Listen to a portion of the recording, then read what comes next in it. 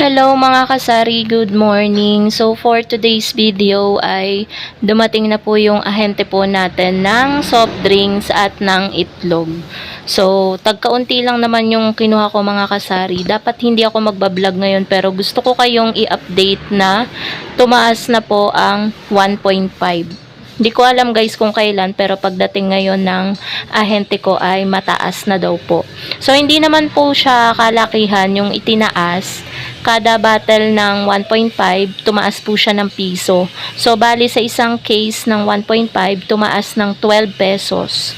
So ang bentahan ko po mga kasari magre-remain pa rin sa 70 pesos ang isang 1.5.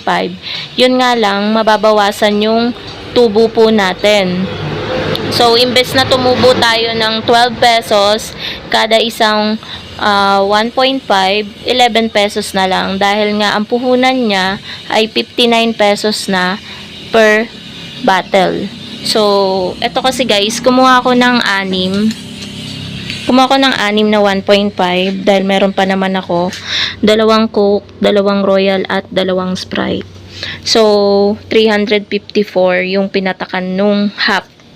And then, kumuha din ako guys ng 5 na mismo. Bali, 3 Coke dahil pinakamabenta yung Coke. Isang Sprite, isang dosena ding Royal.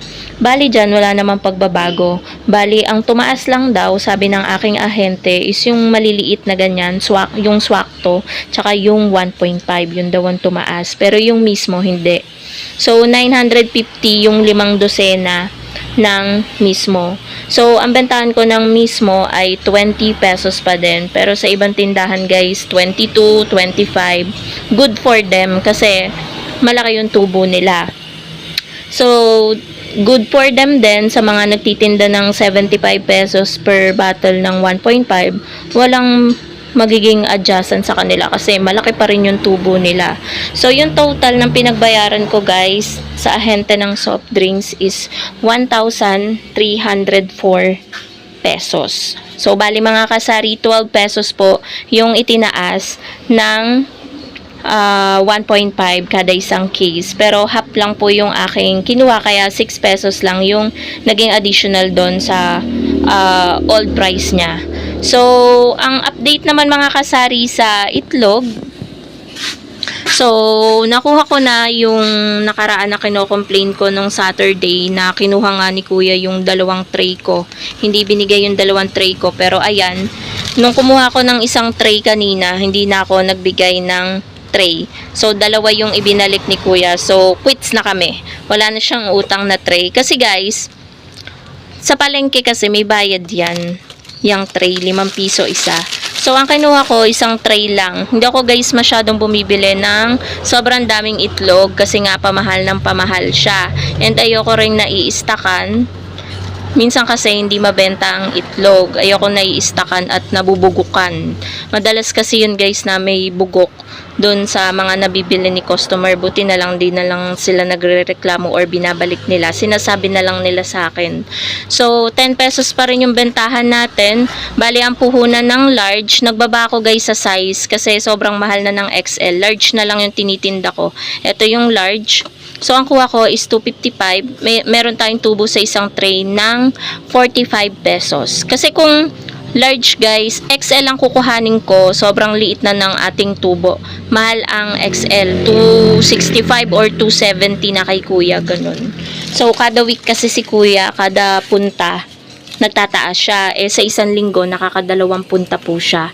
So, mamaya guys, balak kong namin ni partner, kasi uuwi si partner, meron siyang kukunin dito, tapos babalik din siya sa kanila, pero bago siya bumalik sa kanila, isasamahan niya akong mamili sa gyms. So, mamimili kami guys sa gyms ng kaunting paninda, yung wala lang dito, kasi nga, last week, hindi ako nag-order kay Pure Gold, guys. Pero ngayong week na to, nagbabalak akong mag-order kay Pure Gold kasi nakakahiya naman na hindi ako mag-order ulit. Sayang yung pagod nung agent papunta dito. So, update ko na lang kayo mga kasari. I-haul ko na lang sa inyo yung mga mapapamili namin sa Jim's Grocery. Hala mga kasari, nakalimutan kong i-haul sa inyo yung mga napamili namin ni partner sa Jim's Grocery.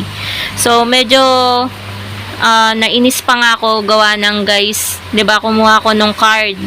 dinala ko ngayon yung card sa pamimili kasi magkano rin yung napamili namin, sayang yung points.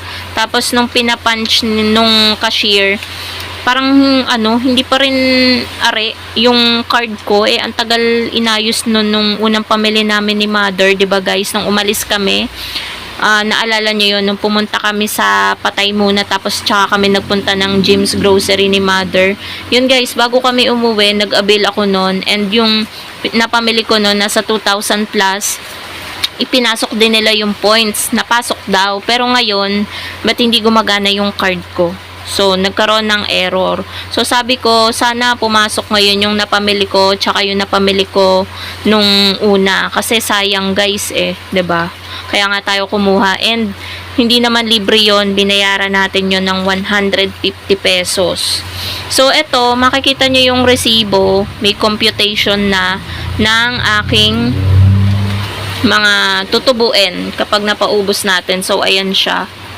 Nasa 300 plus din yan guys, yung tubo natin dito sa napamili natin na 1,634. At bumili din kami guys, buti nakaya ng motor. Pero si partner guys, nakaalis na ulit, nakauwi na sa kanila. Nakabili kami ng bigas. Nasa gitna namin yan, si partner, yung driver, itong bigas, tapos ako, buti na kaya. So, yan guys ay perfect grain Hasmin. So, balik tayo. Kasi magkapresyo lang sila. Mura dun sa binilhan namin sa pinakakanto. Dun kasi dun sa isang bilihan namin. Mahal. Ito kapresyo nito. 1,375.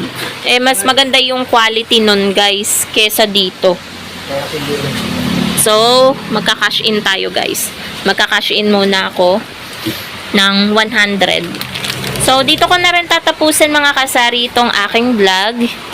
Ang mga napamili pala namin ni partner ay sabon na mabango, fabric conditioner, crispy fry, richoco, mga candies, condiments, mojito, mga noodles, pansit canton, tsaka lakami beef, konting delata, yun, tsaka kape. Yun guys, worth 1,634 pesos. Pasensya na mga kasari, nakalimutan kong i-haul, pero yun lahat yung mga napamili namin ni partner. Thank you so much for watching mga kasari, and keep safe po sa inyong lahat. Maulan po mga kasari. Narepa ko na din pala mga kasari yung Hasmin na pinakita ko sa inyo kanina. Ayan, wala na, ubos na siya. Diyan ko muna inilagay para maibalik ko ulit siya sa sako niya, which is dito nga sa kulay blue. Ayan guys, yung Hasmin na perfect grain. Ibig sabihin guys, buong buo talaga yung butil niya. Wala siyang maliliit. As in, ayan makikita nyo. And itong bigas na to ay hindi siya malakas sa tubig. So, nirepa ko siya ng tagi 1 kilo guys. And nagrepak ako ng 1 kilo na tagkalahati. Yun, hinati ko sa dalawa. Kasi meron din guys bumibili dito ng kalahating kilo na construction worker. So, ayan po siya mga kasari. Ilalagay ko na lang dito sa sako and then tapos na yung gawain natin.